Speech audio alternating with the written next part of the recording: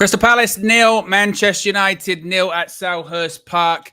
And Manchester United get a point in the Premier League, even though in the first half, certainly should have been 4-0 or 5-0 up by that point. Oh, honestly, Manchester United, they find new ways to frustrate, don't they? How are we all feeling? This is the full-time view where members can call in. They can have their say. If you do wish to call in, you have to become a member first. You can do so by clicking the link in the video description below, or you click the join button. It's also pinned in the chat. If you are a member, go over to the YouTube page for United View, go over to the community tab, and you'll find the link there, exclusive for members. Whilst everyone filters in, what are my thoughts on the game?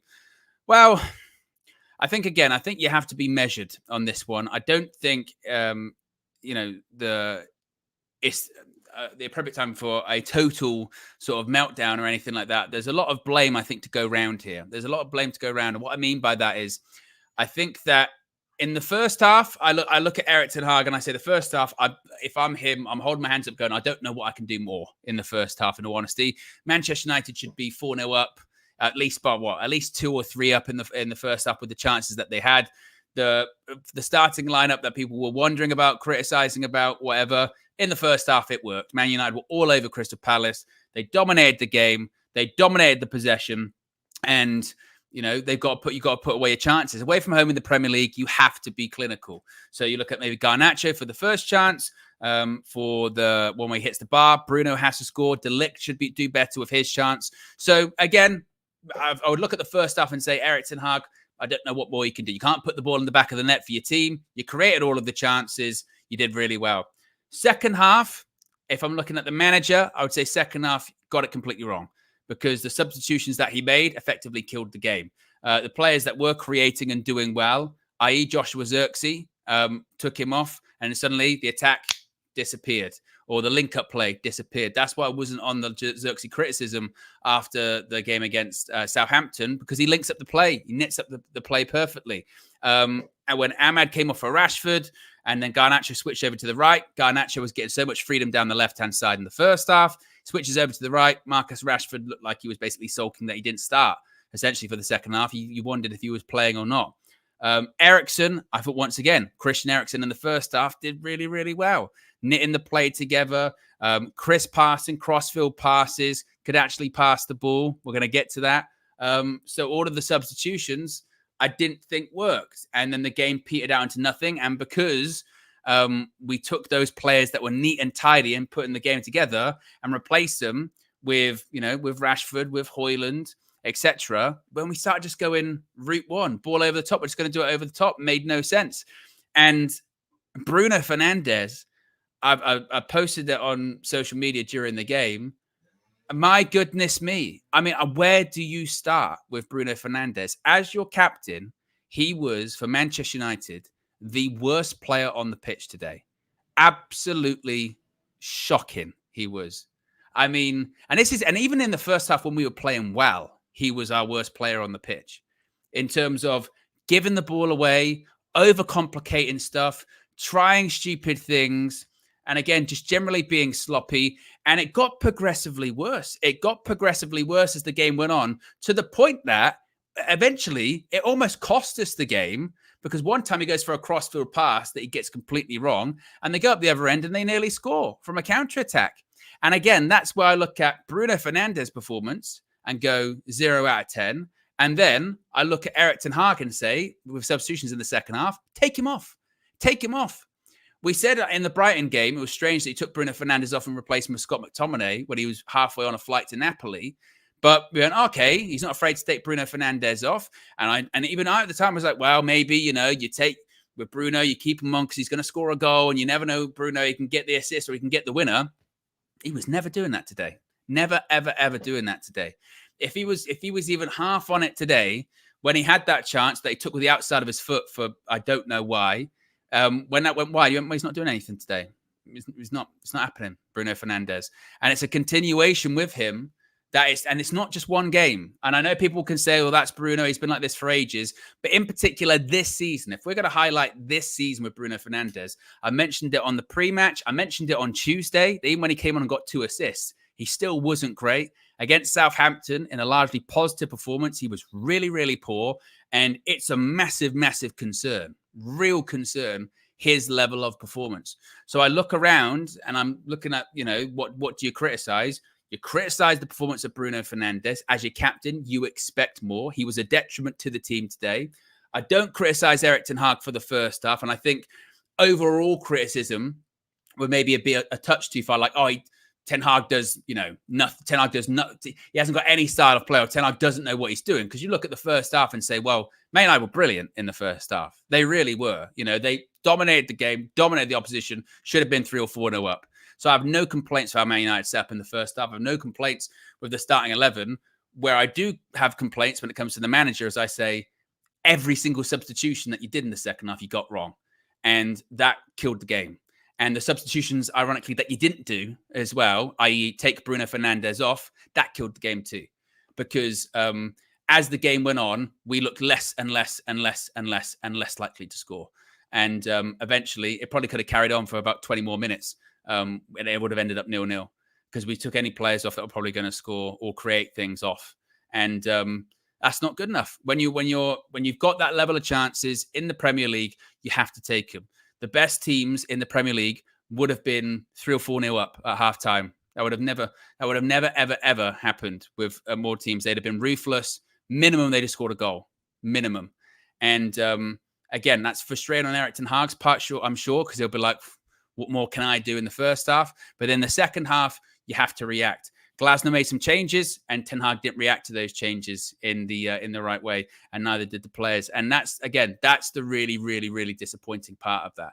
And I think that there has to be massive, massive conversations about Bruno Fernandes because he was shocking. John says here, brilliant and dominating means going in at halftime 3-0 up, not 0-0. Well, I don't think you can say, well, it was 0-0, so we didn't dominate the game, because we did. Because we did. We did dominate the game in the first half. But just couldn't score. And again, that's what the best teams do. They put teams down when that happens. We didn't. And that's on Manchester United. And then in the second half, like I say, I think the Bruno and the manager, which wasn't good enough, was not good enough at all. Zayn Miassi with the first super chat says, you are 11th in the league. Thank you very much for reminding us, Zayn Miassi. Let's go to our first call. Again, a reminder, if you are just tuning in, be sure to click the like button, be sure to subscribe, bottom right-hand corner. If you do wish to call in, you can do so. If you are a member of the EV Members Club, you can click the join button. Links also in the video description. It's pinned in the chat. If you are a member, go over to the YouTube channel, click the community tab, and you'll find a link there. I think if you remember as well, you get like email notifications and stuff like that. So there you go. Oh, and also before I get to the call, shouts out Andre Onana. I've been really, really, really heavily critical of him. Brilliant save today. No way of dressing up. I don't know what Marcel is on by saying that is straight at him. By definition, as a keeper, if you dive, it is not straight at you. Straight at you is kind of here in this vicinity. Anything this way is not straight at you. If I was giving you directions and I went, it's straight, where do I go? And I went, it's straight on that way. You would go, well, that's not straight on, Owen. That's to the right. So I don't know what you're talking about. You go, I'm kind of getting a bit lost here with the directions. And the second save was a great reaction. So he deserves a lot of credit for that. Because we didn't put the game away, Andre Onana had to bail us out, and he absolutely did that today. He shouldn't have to. I know it's your job as a goalkeeper, but it's a ridiculous save, so he deserves a lot of credit for that. Let's get straight to the calls. Let's start off with Chalaboy Comics. How's it going, Owen? Not too bad. How are you? How are you feeling after that game? I'm feeling okay. It was a pleasure-filled game to watch. I feel, especially in the first half, I think we haven't been treated to much good football in the last few years with Man United. So to see us take the steps, especially in possession, that we're doing is pretty encouraging. I think your opening salvo was pretty much spot on. I think you hit most of the points. Albeit I have a slight disagreement with the criticism of Rashford, although I think overall it's exactly right. We dominated the first phase of the game. And it just shows me that Man United is a good team. We're not a great team. We're not an elite team, because the best teams win that game 1-0 or nick it. I don't want to complain too much, because we know that it's been horrific traveling to Palace for the past few games. So to see us keep a clean sheet is a positive. I'm glad you shouted out Onana, because that's maybe I'm going overboard, but that's a save of the season type contender because it was quite a it was a an elite save. So big up to him for for doing that. I think what this game has also taught me is before I actually go down to the specifics, I want to just um, say one thing, and that is for anyone who's listening, if anyone ever tells you that Manchester United don't have a style of play and they repeat that talking point, just dismiss them, primarily. Just at the beginning of that sentence, dismiss them because we do have a style of play. We try to build out the black back. We switch quickly, we switch often, and we try to combine our two wide players. The way Trent and Robertson did it from fullback. We do the same sort of. We have the same dynamics, but more so from our wide players, where we switch constantly, and we always create a free man with our fullbacks in midfield to then facilitate that switch. So that's something that we've been working on. We have a style of play. When they engage us, we go long. If they don't engage us, we go short. So that's just to be said up front. But then, and the second thing I also want to say is also Dalot is an elite player. If anyone tells you otherwise, dismiss them immediately, because Dalot can play in every single position. He's our cog in our build-up, and he's also an attacking goal threat. So with those two things said, I think the one thing I learned about this game is that Bruno Fernandes needs Eriksen to be good, because when he became the primary creator on his own, he became, even before that, but more so, he became very reckless in his passing. And I think when Eriksen and Maino and Diallo are on the field, it forces Bruno to play football. And when you take off those people, he becomes way more erratic. And I think Erik ten Hag's, because you covered it so well, is Erik ten Hag's substitutions were a detriment to our team, because what I could understand his thinking. He was saying the game is becoming stretched. If we put on these transitional players, we should get some good chances in the transitions. Only problem is that he took out everyone who would create for those players, and so as a result, we just had the ball stuck in the back line because there was no one able to actually receive the ball in the half turn and link the play. So I think he got that wrong. I think what should have happened is he should have taken off Garnacho and brought on Højlund and Rashford and kept Ahmad.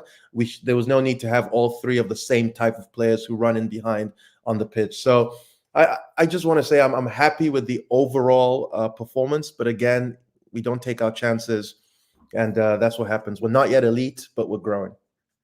Talk to me about Bruno Fernandes then, because I wasn't shocked that he stayed on. I wasn't shocked, because I was shocked when he got substituted against Brighton, but the level of performance today, I mean, I'm using the Saeed phraseology here, and I can see he's in the chat. It was a net negative. It worked against Manchester United today in terms of build-up play, chance creation, missing an open goal when he hit the bar. Yeah. Is that a concern for you at this point? Because today wasn't a one-off for him. It felt like it's been like this really for so far this season. If you go back to that Fulham game when he missed the chances in the first game. So is that a concern for you? Yes, it's 100% a concern for me, because coming into this season, if you remember preseason, I was so high on Bruno. I thought he had finally matured as a player. So to see him put in these performances for the first few games has been disappointing, to say the least.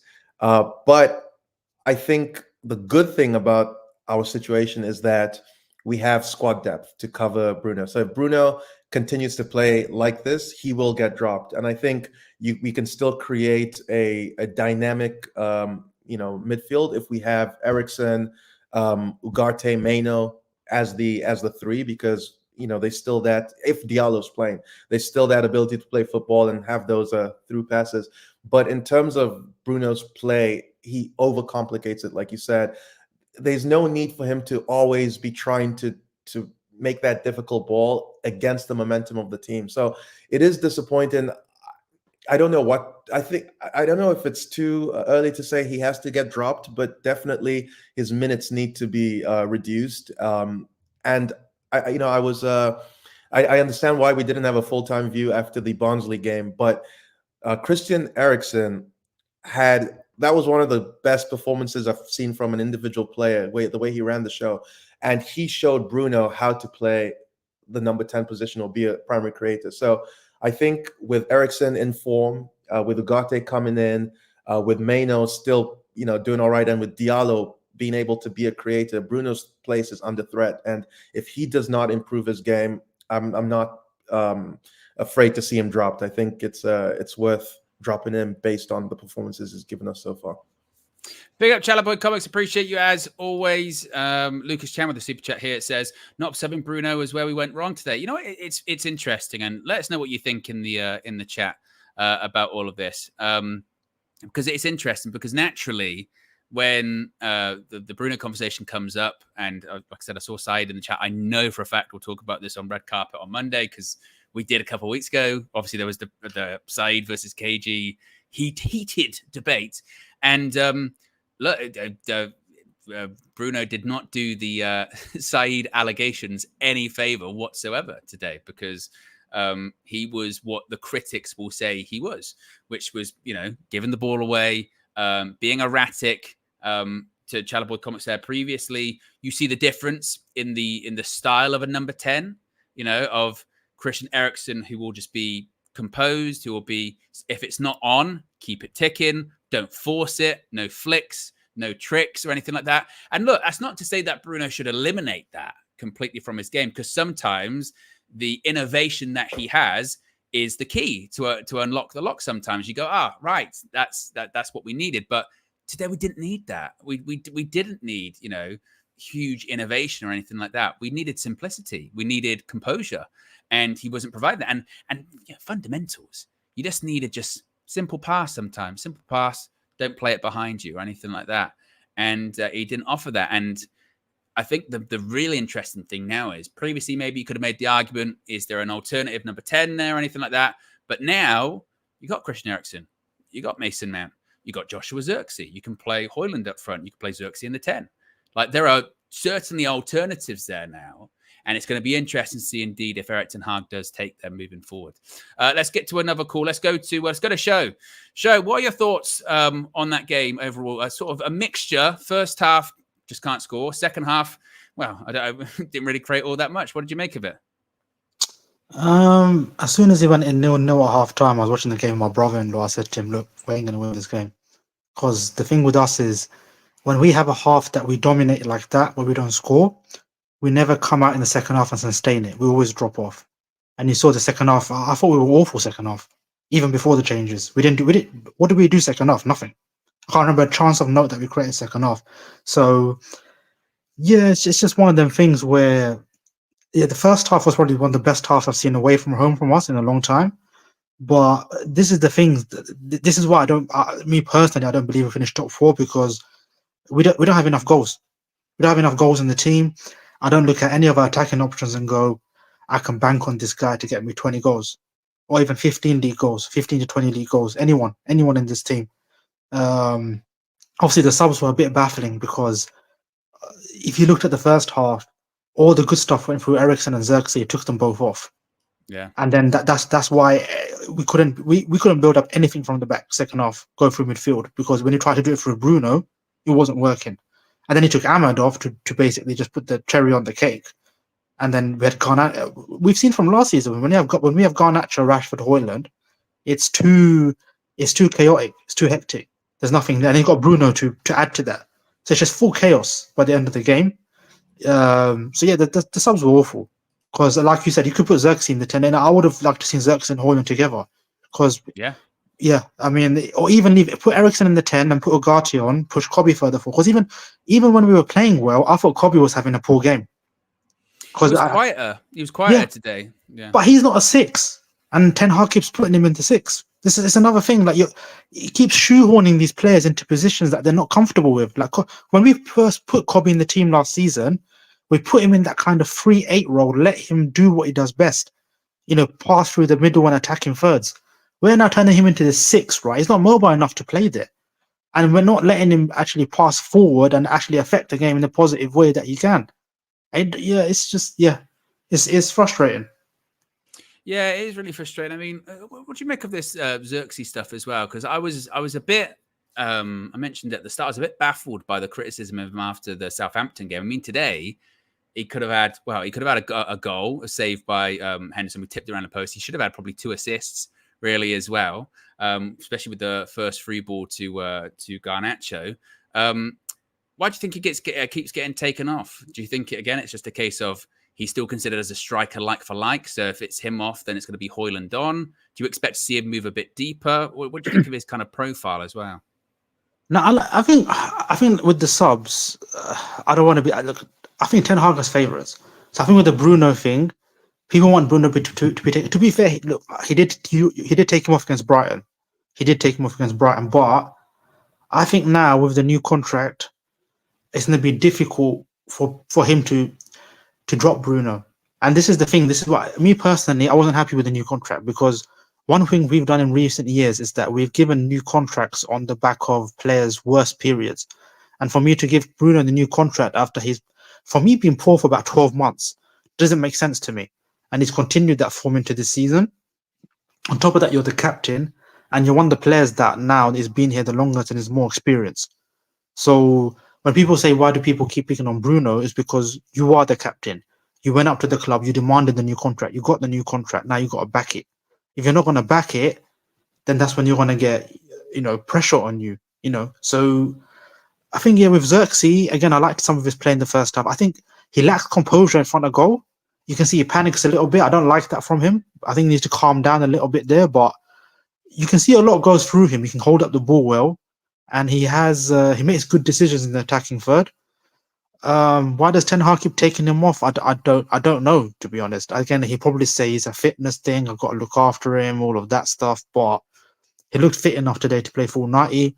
I would have liked to see him in the 10 with Højlund up front at the end. I think that would have been a better option. At least then we could play up to him. He can hold it up. A second half again. Palace. You can see they changed the tactics second half. They dropped off a lot more.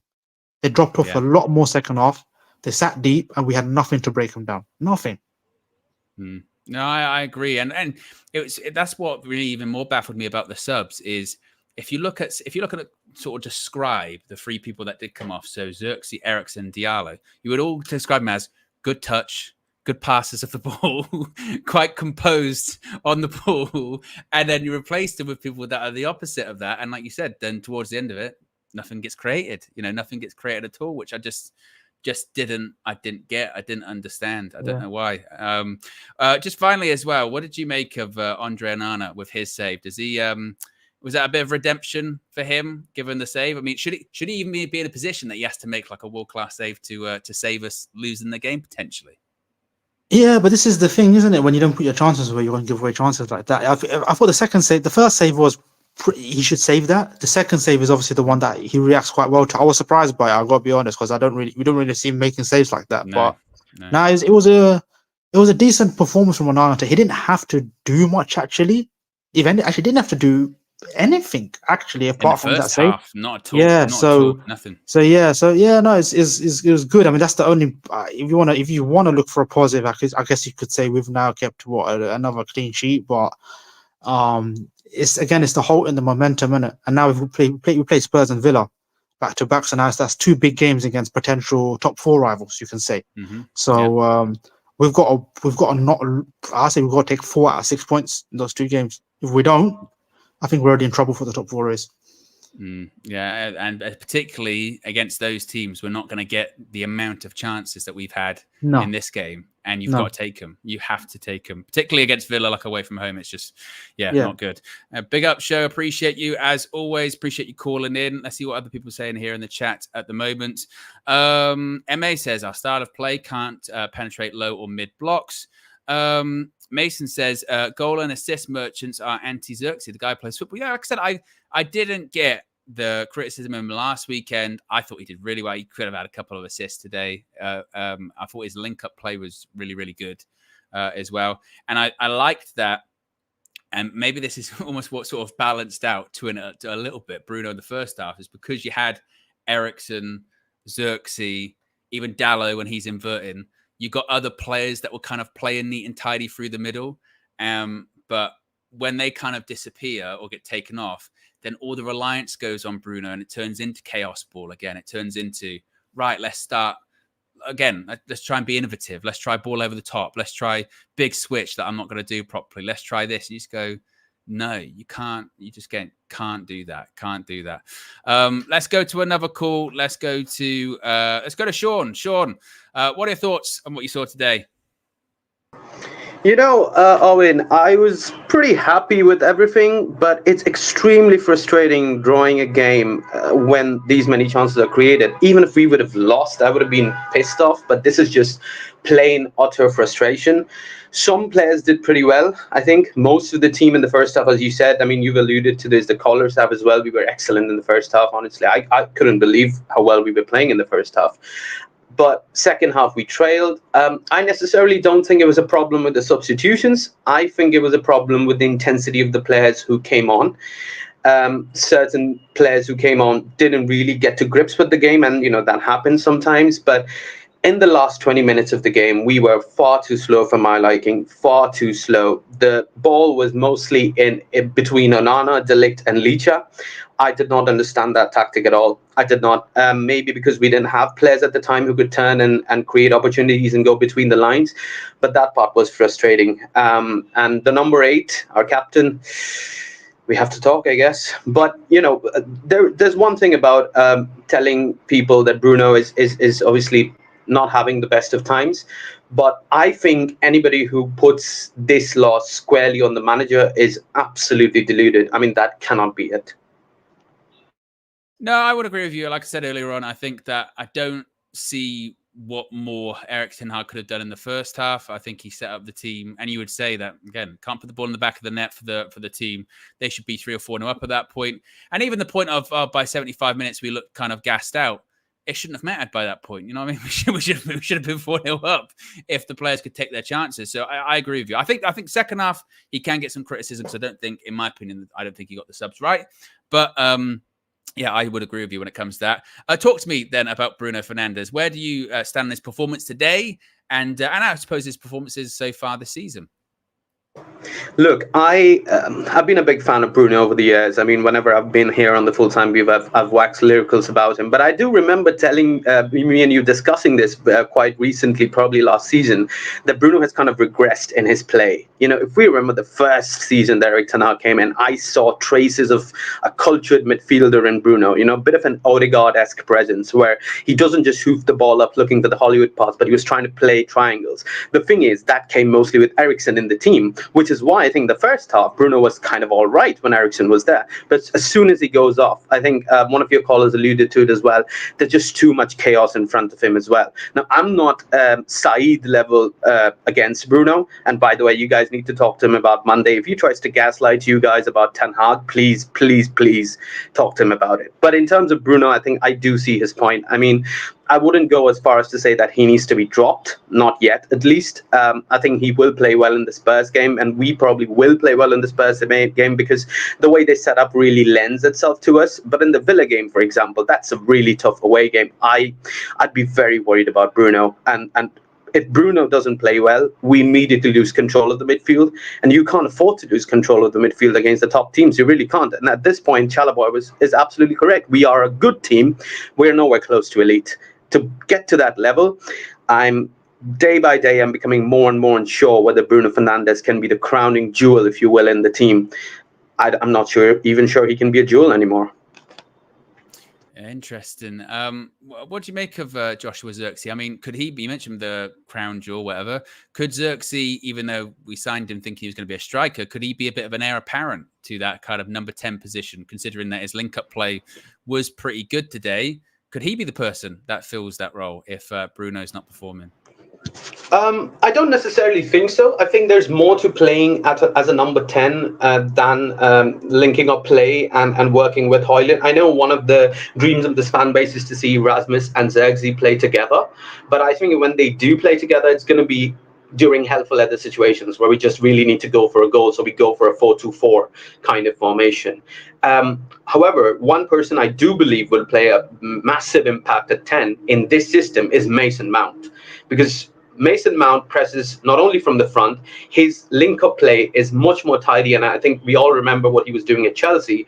When there's a functional midfield, when there are two behind him or sort of in the same line as him, Mason Mount is the perfect advanced state, or the most advanced of three midfielders, to play in this sort of vertical tiki-taka system that I think Ten Hag and the coaching staff wants us to do. With Xerxes, I've been impressed by him. I mean, look, I used to follow him at Bologna as well. He is never a goal-getter. He's never been a goal-getter. Thiago Motta never utilized him as a goal-getter because he had players like Lewis Ferguson who would run beyond him and score goals. I think that's kind of what Ten Hag wants to do with Bruno and Xerxes together. If you remember the 1-2 that he did and Bruno sort of outside of the foot just went past the goal, I think that's the sort of link-up play that he's very capable of doing. I don't think Xerxes should be starting every game for us, but he is a very, very valuable asset. I think first half he was excellent. Second half, he kind of faded away a little bit, but yeah, he's a very good asset. But we need to understand that there are certain games where we can play Xerxes and there are certain games where we will need to play Erasmus. There has to be a balance between the two. And just finally, I mean, Garnacho started today. It was I would say totally surprising, but there was this conversation of would he start, wouldn't he start? Was unlucky not to score, considering he had that chance. Maybe he should have scored when he was one-on-one with Henderson. Hit the bar. He was unfortunate with that. It felt like a lot was going towards him in the first half. The switch was always on. What did you make of his performance today? And do you think this is going to lead to him being dropped out once again and being like, oh, he's going to be an impact player? Maybe considering as well then when Rashford came on, he didn't really do all that much. So it's like, oh, you've got to start Rashford to get the most out of him. What do you think is going to be Ten Hag's thinking with that moving forward? That's a good question. I think our wingers right now have very different profiles, but among them, Ahmad is the only one who's a bit of a cultured winger. I think we'll need to in the long term, or rather the medium short term, make a decision on who has to be the starting left winger. Because I don't think, when Garner plays on the right, it becomes extremely chaotic with Rashi and Rasmus, as we saw last season. Now, when Garner plays on the left, he obviously gets more movement. Dallow's inverting right now from left back, but when a natural left footer will play at left back, we will see much better from Garner. I don't want to blame him at all. He's a young player. He's coming up.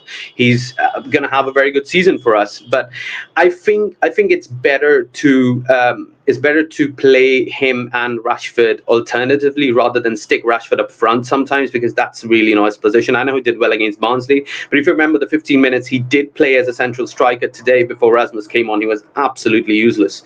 And I don't think Garner is as good on the right as he is on the left, and I don't think Ahmad can be dropped anytime soon. So personally, for 20, which is coming up, I would, I guess, play Rashi, but I would 100% play Garnacho against Spurs, because if Pedro Porro is on his flank, he will have a field day against Porro, because Porro goes way too up front. He inverts very, very in a very high line, and Garner will have a lot of joy. So I would stick Garnacho. I would keep him in the team. I don't think Rashford has done enough to merit a starting position. I know he scored 3, but you can see when he came on as well, our play completely got stinted. He's just not that type of player. And I think it's important that we start to move away from players like Bruno and Rashford in the long term, because they are chaotic players, but they are not suited to a possession team at all. Big up, Sean. Appreciate you calling in. As always, one of our regular callers here on the Full-Time View. Of course, a member as well. If you do wish to become a member, you can do so. Links in the video description. It's also pinned in the chat, or you can click the join button and you can call in to the Full-Time View. You can also get your exclusive members-only content, such as the back catalogue to episodes of UV Raw. You also get your priority chat and your badges and your emojis. Look at that. You get all this stuff if you're a member of the UV Members Club. So be sure to join in. Of course, if you are a member, you can go over to the United View YouTube page, go over to the community tab, and you can find the link to call in for this show. Before we get to our next call, let's get more of what people are saying here in the chat. Chalaboy Comics is saying Rashford, Xerxes, Ahmad, and Garnacho off the bench, in my opinion, maybe sort of the best lineup. Ridwan says Xerxes does well with Ahmad and Eriksen. I tell you what about Christian Eriksen, as much it feels like, maybe apart from the Barnsley game because it was Barnsley, but every time he's, the team news has come out and we have the meltdown part 1 of the day, and it's always Eriksen. We kind of do him a bit of a disservice, I think, a little bit. Yes, obviously his legs have gone. Yes, he doesn't maybe cover the ground that he used to, but his range of passing and his composure on the ball, we still don't have many people that can do that at Man United. We still really, really don't. And maybe we do take the pressure off him of being deeper, having to cover more ground by putting him high up the pitch, by putting him in the 10 and just saying, stay higher, and try and find those passes for, Xerxes, or link up with Xerxes, or bring Garnacho or Ahmad or Rashford into the game, because he's done well. He's not a long-term option, absolutely not, but he might be an option for us this season. I think his performances have been pretty good. JB says nobody is above being benched. It's common sense. Jason says no end product. Bandil says Rashford should have started because Garnacho has more of an impact. Jules says I thought Eriksen played well. Motto says Eriksen is long gone. So different opinions. That's what the show's all about. Absolutely. Let's go to another call. Let's go to Eminem. What were your thoughts on what you saw this evening? Hey there, and yeah, it actually feels like a bit of a loss to me. I think the first half we were pretty excellent. I think we came out with a good game plan. Our Xerxes was stretching the defense and allowing Garnacho to run into the box. Eriksen and even Bruno was linking up. Bruno was okay-ish in the first half, but it was mainly Xerxes and Eriksen and Mainu who were linking up the play and building up from the midfield into attack. Second half, it just seemed like there was a bit of a downturn 10-15 minutes in. Crystal Palace made a change, and it didn't seem like Erik ten Hag had the right answers to those changes. And he just, I don't know what it is with Ten Hag, but he just, as you say, Bruno's a net negative. It was net negative subs. I don't think the subs themselves were poor. I mean the wrong subs, such as Rashford, Ugarte, and who else came on? Højlund. I think who he subbed off was it was just completely the wrong decision, and that just took things even worse.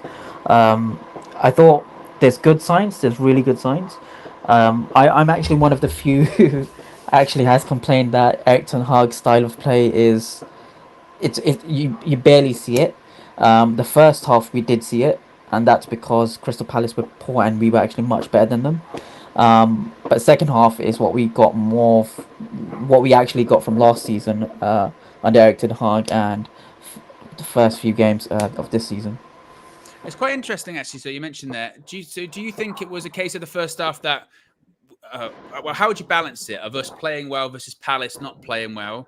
Do you think that maybe it was more Palace not playing well versus us actually playing okay? How do you kind of balance that? I think Palace have lost confidence because they've not won a game this season. So they're coming into this game with low confidence, and we were coming in with more confidence because we've won the last two games, and we won the last two games with, but sort of dominating the game. So it was that's the balance, the way I see it.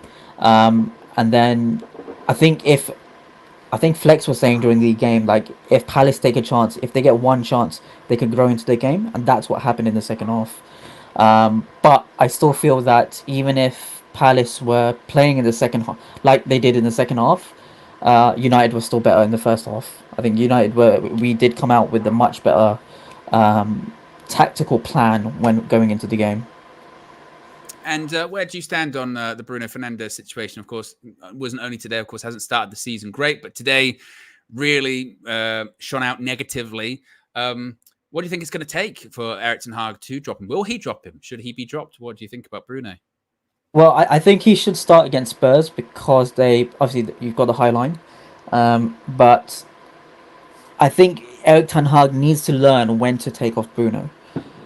Like, there was already a passage of play where he put 4 missed passes within 10-15 seconds. That should be the moment where you take off Bruno. And this was actually before the substitution of Xerxes, before Rashford came on. So you have to know with Bruno, I mean, and it just seemed like he was either going to affect the game by having a random shot from anywhere outside the box or inside the box, or he was going to turn over position and create chances for Crystal Palace to attack us. But I think we should start him, but we should also rotate him as much as we can. he should have been subbed off in like 60th minute today. It was I'm a huge fan of Bruno. I mean, I named my dog after him, but he should have been subbed off. And if you don't sub off, we're going to get these type of performances and have these type of games where we come out of it and say like Bruno should be sold next summer. He should not be in this team. He's the one that's creating this team's negativity and all that crap. And just finally, I haven't actually asked anyone about this in chat. Let me know what you think too. What did you think about the Martinez booking? Was he lucky? Did he get away with one, do you think? I think he deserved it. That was a very... I know he got the ball, but I don't know what he was doing there. It was such as like... I don't know, it just seemed like a anime type of jump onto the ball. And then, I was not happy with Martinez today at all. The Nketiah chance, the two saves that Onana made. If you see from the replay, Martinez is trying to fight with Nketiah, and then Nketiah just pushes him away and just goes past him, and then he gets that chance. So yeah, overall, I mean, in possession he had good, but he just has these moments where you just think, what is going on? And sometimes his aggression is, I mean, he just tries to be even more aggressive to show, and I think he doesn't need to do that. I think he just needs to learn how to learn to be aggressive in the right moments. That tackle, I'm still thinking, why did he make that tackle? Why did he? me too. It was baffling. It was baffling. Big up, Eminem. Appreciate you. Great call. I honestly, I don't think I've seen something like that since I was playing Sunday League football. Like, genuinely, if you play like Sunday League football, like semi-pro football, you see shit like that all the time because they don't care. You know what I mean? They'll show up to the game hungover and they'll just be like, they'll get pissed off. If they're losing, they'll 2-foot someone. And it's really dangerous. And they'll get a red card and they're like, yeah, I don't give a shit. Whatever, I'm hungover anyway. That's what that tackle was. Like, he was fortunate in the sense of he didn't dive in. Like, he did leave the ground. But you know what I mean? He didn't dive in when he did it. And if he had made proper contact, it's the most obvious red card you've ever seen in your life. But he still could have got a red for doing it because, I mean, it was a wrestling. It was like literally, it was double foot stomp. It's like oh my God. And as soon as I saw him do it, I went, I can't believe he's done that. I literally cannot believe he's done that. That was mad. And I thought, even when he got the yellow, I thought, I wonder if they'll go back and check it. Like, I wonder if they'll do that. They went, no, carry on. I was like, whew. That was wild. I mean, that's Leach and Martinez. But and also as well with him, I feel like that just came out of nowhere. Like, obviously, look, he's an aggressive guy. And, you know, maybe he just completely lost his head. Maybe it's a culmination of frustration of how aren't we winning, blah, blah, blah. But in the Premier League in 2024 with VAR, I see you can't get away with that. You can, apparently. Where's the bit McCarthy? It can. You can. But, oh, my goodness, that was, mad. Absolutely mad. But there you go. What people saying in the chat at the moment. Big up Sean says, how be frustrating, but we move. King Indy says, that tackle was because he lost his head. It's a red. That challenge literally doesn't have a place in the game. Yeah, I totally agree. I mean, I got very, very, very lucky. And this is one of those ones where you have to call it out because if it's the other way around, if someone tried that on pick any United player, we go mental. Be like, what on earth was that? So, yeah, got away one in that regard. But there you go, guys. That is the full-time view where the members can call and they can have their say. When's the next one? Whenever the next game is. So what's that? Wednesday? I tell you what, the new European calendar is messing with my head, man. It really is. I think it is Wednesday. The Europa League games now on Wednesday too. You've got Champions League games on Friday. Wednesday, 8 o'clock. So we'll be live afterwards, of course, for the first Europa League game for the full-time view. Of course, we'll be live for the match view and all that kind of stuff as well. And as far as anything else, well, stay tuned because fan views, player ratings, the aftermath is also coming up later on if they haven't already been uploaded. So be sure to check those out. And of course, if we get any more reaction, fallout, or news coming from this game, we shall be all over it. Monday as well, as has been alluded to in the chat, red carpet. That's going to be a big show. That is going to be Paul White because it's going to be a big show. You get the reference if you're a wrestling fan, because I'm sure the Bruno Fernandes discussion between Saeed and well, it's a big boxing match tonight. KG is at Wembley covering it, and you know what it's like with boxing matches. There's always a rematch. There's always a rematch clause in the contract, and I feel like we're going to get a rematch of KG versus Saeed on red carpet on Monday. And sometimes the sequel is better than the original. Not always, but we shall see. But big up to everyone. Appreciate you all tuning in, and we'll be back very soon with more content. I'm out of here. Peace.